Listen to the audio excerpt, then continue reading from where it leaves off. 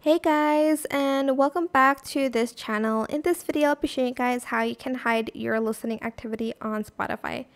So if you have it enabled like it's on, it won't be hidden, and when people go to their friend's activity and you're their friend, they'll be able to see that you are listening to a song.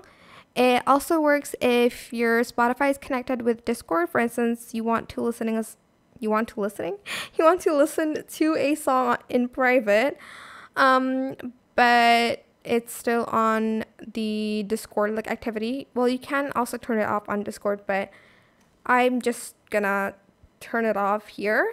So go to your profile page, go to profile, go to settings, sorry, or you can just select your profile page and just select private session. Then you'll be in a private session. You can also go here to disable and enable that so that when you listen to a song, it's not going to show up in your activity at all. That is it. I hope this tutorial was helpful for you guys. Don't forget to like, comment, share. Also subscribe to this channel if you haven't done that already. If you have any more questions about this video, just leave it in the comment section down below. I will try my best to answer them all for you guys. And if you found this video helpful, please click the thanks button as well.